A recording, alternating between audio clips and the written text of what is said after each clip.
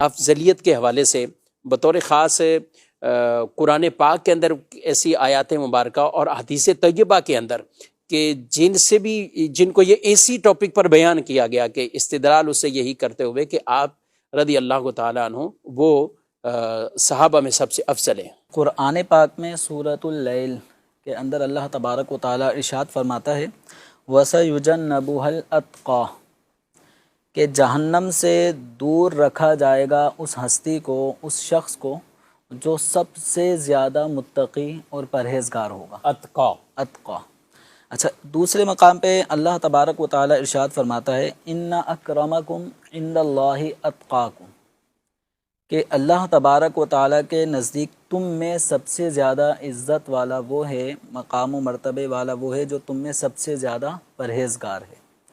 تو اس آیت کریمہ میں اللہ تبارک و تعالیٰ کی بارگاہ میں جو قدر و منزلت ہے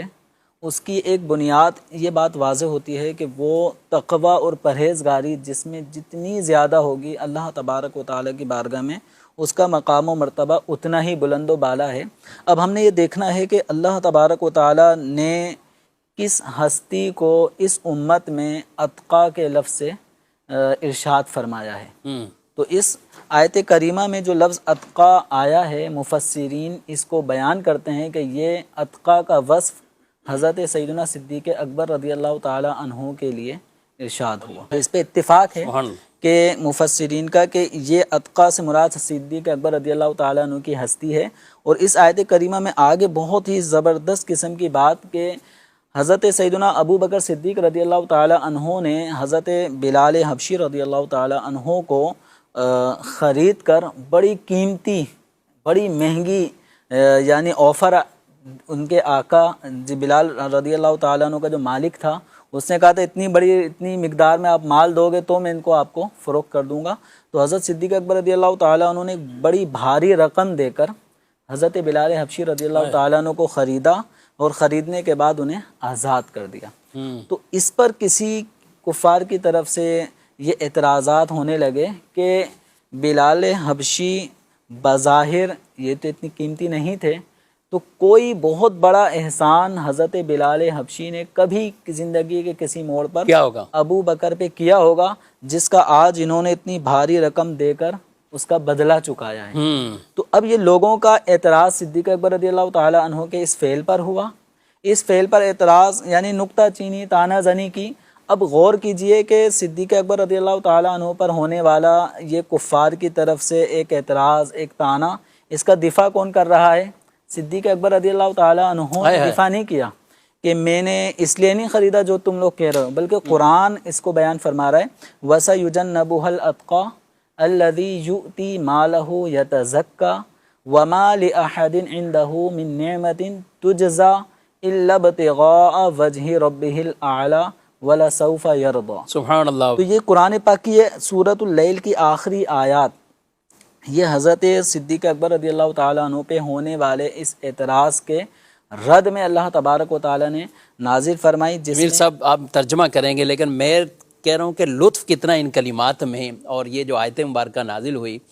کہ اعتراض ابو بکر پر ہو رہا ہے رضی اللہ تعالیٰ عنہ، جواب کوئی اور صحابی دیں یا خود نبی پاک صلی اللہ علیہ وسلم اس کی وضاحت کر دیں یا بلال ہی کہہ دیں کہ بھئی میرے اوپر میں نے کوئی احسان نہیں کیا، کوئی ایسا کچھ نہیں ہوا۔ یعنی یہ شان مقام رسالت والی ایک شان یہ بھی ہے کہ اعتراض جب حضور صلی اللہ علیہ وسلم پر ہوئے تو اللہ نے جواب دیے،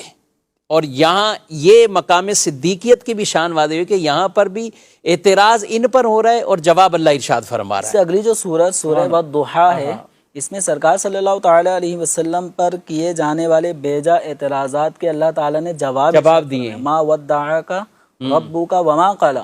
کہ اللہ تعالیٰ نے آپ کو چھوڑا نہیں ہے۔ اور اس سے پہلے والی جو صورت ہے وہ حضرت سیدنا صدیق اکبر رضی اللہ تعالیٰ عنہ کی ذات پر بلا وجہ کا ہونے والے اس اعتراض کو اللہ تعالیٰ رد فرما رہا ہے کہ جہنم سے دور کیا جائے گا، رکھا جائے گا سب سے زیادہ پرہیزگار شخص۔ اور وہ سب سے زیادہ پرہیزگار شخص کیا ہے؟ الذی یؤتی مالہ یتزکیٰ کہ جس نے اپنے مال کو اللہ کی راہ میں دے کر تزکیہ حاصل کرنا مقصود ہے۔ اور وما لأحد عنده من نعمت تجزا کہ اس کے اوپر کسی کا بھی کوئی احسان نہیں ہے کہ جس احسان کا بدلہ دیا جا رہا ہو، الا ابتغاء وجہ ربہ الاعلی، ان کا جو یہ نیکی کا کام کرنا ہے کہ بلال رضی اللہ تعالیٰ عنہ کو خرید کر آزاد کر دینا ہے، یہ تو اللہ تعالیٰ کے رضا کے حصول کے لیے ہی تھا، وَلَسَوْفَ يَرْضَى، اور اللہ تبارک و تعالیٰ ان سے راضی ہو جائے گا، اللہ ان سے راضی ہو جائے گا، اللہ ان سے اور راضی ہو جائے گا، یہ بھی ہے کہ وہ اللہ سے راضی ہو جائیں گے، اللہ اتنا عطا فرمائے گا وہ اللہ جس تعالیٰ کو بالفاظ دیگر کہیں کہ قرآن پاک میں کئی مقامات پر رضی اللہ عنہم ورضوا عنہ، اللہ ان سے راضی، وہ اللہ سے راضی۔